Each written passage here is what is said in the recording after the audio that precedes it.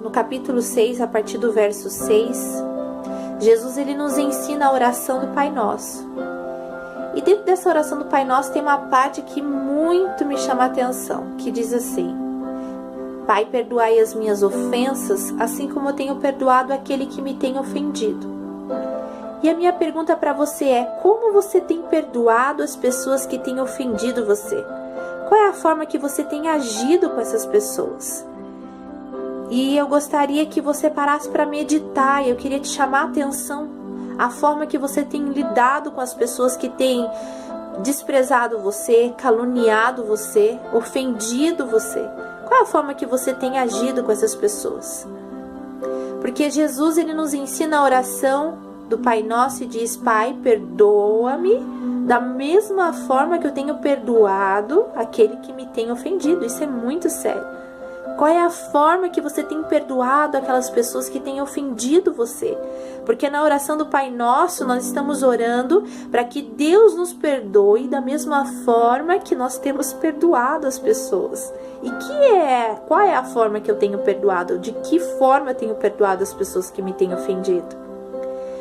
Queridos, nós precisamos entender. No livro de Efésios, no capítulo 5, no versículo 17, diz assim: Não sejais insensatos, mas procurai entender qual é a vontade do seu Senhor. Deus ele tem uma vontade para mim, para a sua vida. Deus ele tem um propósito, ele tem um plano para mim e para você. E nós temos que estar atentos se nós estamos dentro da vontade de Deus, dentro da vontade do nosso Pai. Dentro desse assunto sobre perdão, em Gênesis conta a história de um menino chamado José, que era filho de Jacó. José, com aproximadamente 17 anos, foi vendido pelos seus irmãos. Ele foi traído pelos seus irmãos. Ele foi afastado do seu pai para uma terra como escravo. José ele sofreu. José foi perseguido nesse lugar. E de repente Deus ele coloca José como governador do Egito. E passado alguns anos, quem vai até o Egito, porque a fome era grande em Canaã?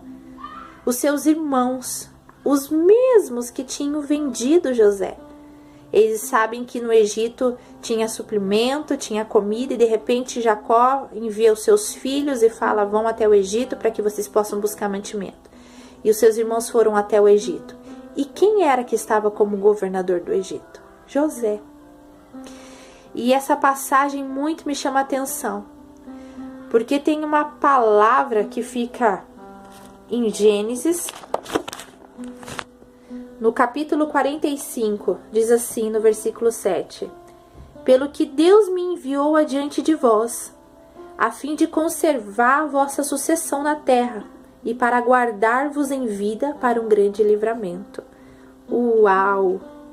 Olha só o que José, nesse capítulo, ele fala para os seus irmãos, os mesmos que tinham vendido ele, aqueles mesmos que tinham traído.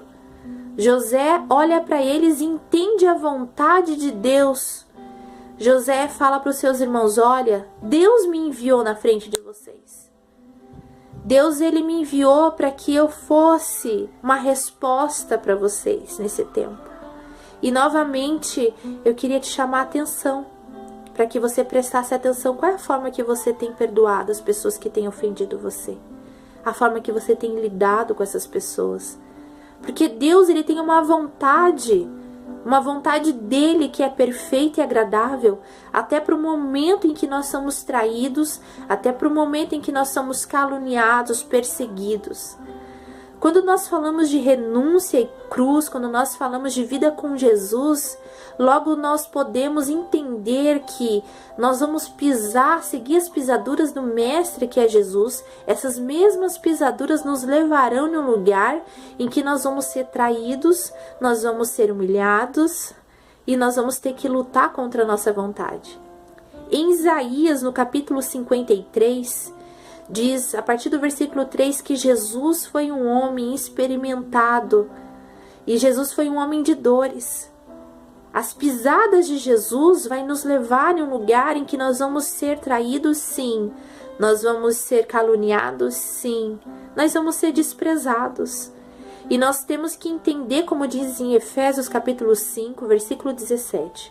Procurai entender qual é a vontade do seu Senhor. Qual é a vontade de Deus para a sua vida nesse momento, nessa situação que você está passando? Qual é a vontade que Deus tem para você, para que você dê uma resposta nessa situação? A palavra de Deus diz que nós temos que mudar a nossa mentalidade. Hora que eu tive um encontro com Jesus, hora que eu entreguei a minha vida para Jesus Cristo, hora as minhas decisões, ora as minhas atitudes, elas precisam ser diferentes. A nossa mente precisa passar pela renovação, pela transformação. Qual é a forma que você tem lidado com as pessoas que têm perseguido você, que têm caluniado, que têm mentido, que têm te desprezado? Eu quero te dizer uma coisa.